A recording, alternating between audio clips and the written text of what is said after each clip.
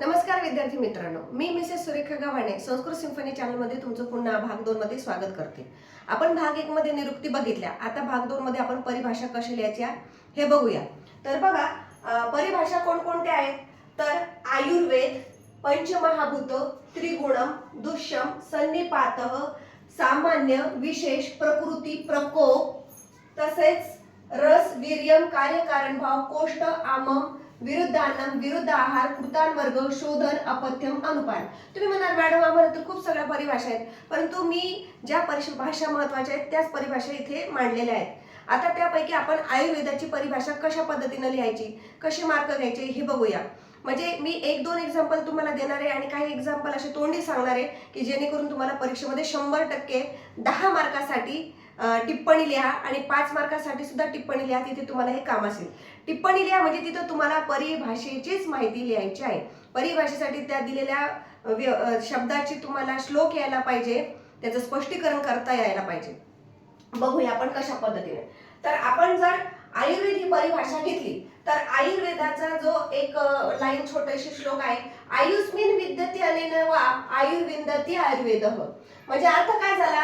असा श्लोक लिहायचा, एक लाईन लिहायची, त्याच्या खाली लिहायचं की ज्यामध्ये आयुचे हित, अहित आणि दीर्घायुष्य प्राप्त करण्याचा विचार आहे त्याला आयुर्वेद असे म्हणतात. मग आपण त्याचा श्लोक घेऊया. म्हणजे प्रत्येक परिभाषा लिहिताना तुम्हाला श्लोक घ्यायचाच आहे.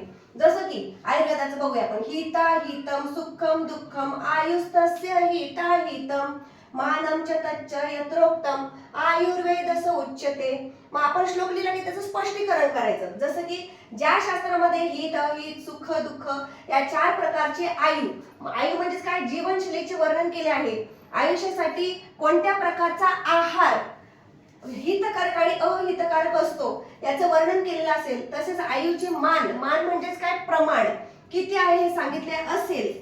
आयु म्हणजे जीवनाचे वर्णन ज्यामध्ये केलेलं आहे त्याला आयुर्वेद असे म्हणतात. असं तुम्हाला स्पष्टीकरण करायचं आहे. म्हणजे तुम्ही त्याला अजून वाढवू सुद्धा शकता, कारण 10 मार्कासाठी असेल तर तुम्हाला अजून एखादा दुसरा श्लोक कुठलचा येत असेल तर तो टाका, त्याला एक्सप्लेन करा. म्हणजे 10 मार्कासाठी तुम्हाला 2-3 पॅराग्राफ घ्यायचे आहेत जेणेकरून तुम्हाला ते 10 मार्क मिळतील. 5 मार्कासाठी एवढं सफिशियंट आहे.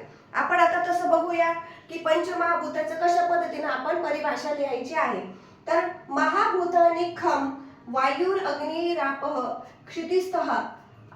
क्षितिस्तथा शब्दस्पर्शश्च रूपम च रसो गंधश्च तद्गुणाः. याचा अर्थ असा होतो की आकाश, वायू, अग्नी, जल आणि पृथ्वी हे पंचमहाभूते आहेत. याचा अर्थ की शब्द, स्पर्श, रूप, रस आणि गंध हे क्रमशः स्वाभाविक गुण आहेत. त्याच्यानंतर आपण बघूया अजून एक छोटीशी लाईन घेतली मी की तत्र शरीरम नाम चेतनाधिष्ठान भूतम पंचमहाभूत विकारा समुदायात्मक समयोग वाही. याचा अर्थ काय झाला की चेतनेचे अधिष्ठान आणि व पंचमहाभूत रूपी विकार यांचा समुदाय हे कशामध्ये आहे? शरीरामध्ये आहे. ते शरीर आहे. हे शरीर समयोगवाही असते. समयोगवाही म्हणजेच काय की सप्तधातू, 3 दोष व मल यांची समअवस्था असताना गतिमान असते. म्हणजे तुम्ही त्या प्रत्येक शब्दाला एक्सप्लेन करू शकता 10 मार्कासाठी.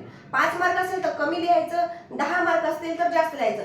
जेवढे जास्त तुम्ही श्लोक टाकणार 2-3 किंवा 4 जे तुम्हाला आठवतील त्या शब्दाशी रिलेटेड आणि त्याचं स्पष्टीकरण करायचं. अशा पद्धतीने तुम्हाला तर अशा पद्धतीने मी आयुर्वेद आणि त्रिगुणमची तुम्हाला परिभाषा सांगितली. आता त्याच्यानंतर पुढे जाऊया आपण. पंचमहाभूताची व्याख्या सांगितली. आता आपण घेऊया त्रिगुणम.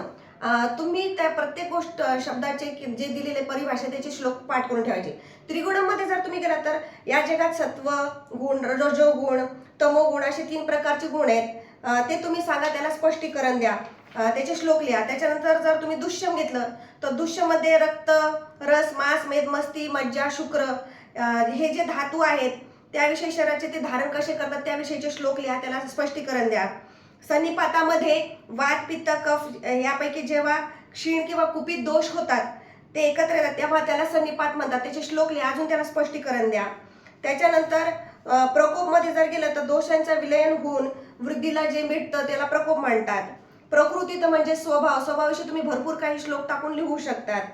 त्याच्यानंतर पुढचं आहे वीर्यम. वीर्यम मध्ये तुम्ही श्लोक टाकून तिथे लिहू शकता की ज्या पदार्थामुळे आपले कार्य करण्यास सक्षम होते त्याला वीर्य म्हणतात. द्रव पदार्थ वीर्याशिवाय कोणतेही कार्य करू शकत नाही, म्हणून सर्व क्रिया या वीर्याद्वारेच होतात. असे त्याचा श्लोक घ्या, त्याला स्पष्टीकरण द्या.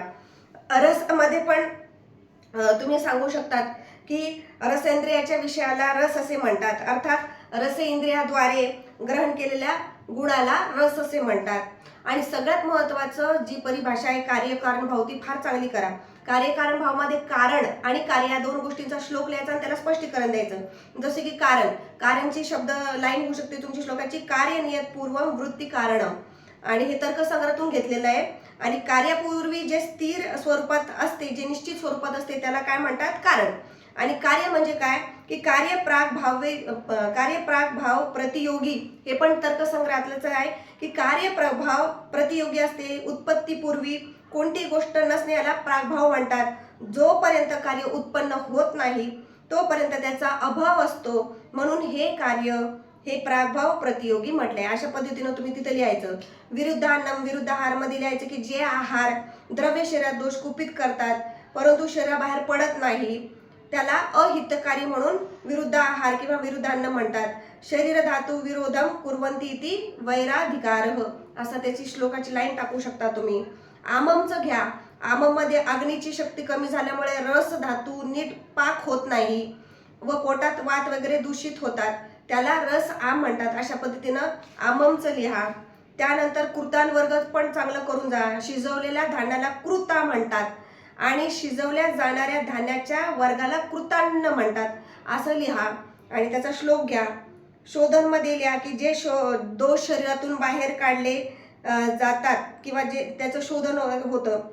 त्याच्यानंतर हे शोधन 5 प्रकारचं असतं, जसं की बस्ती, वमन, काय विरेचन, शिरोविरेचन आणि रक्तस्त्राव.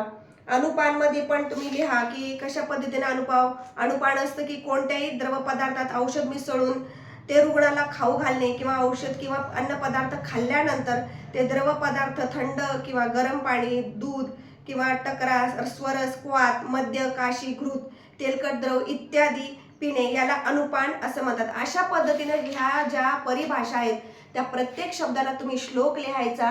श्लोक लिहून त्या श्लोकाला स्पष्टीकरण करायचं. 5 मार्क असेल तर छोटं लिहा, 10 मार्क असेल तर थोडं जास्त लिहा. परंतु जो LAQ ला तुम्हाला प्रश्न आलेला आहे टिप्पणी, त्याच्यामध्ये 2 तुम्हाला लिहायचे, त्यामुळे 5-5 मार्काला जास्त काही लिहिण्याची आवश्यकता नाही. तर अशा पद्धतीनं आज तुम्हाला मी परिभाषेचं मार्गदर्शन केलेलं आहे भाग 2 मध्ये. तर मी आशा करते की तुम्हाला माझा हा व्हिडिओ फायदेशीर राहील. आपल्या चॅनलला सबस्क्राईब करा, लाईक करा, शेअर करा. धन्यवाद.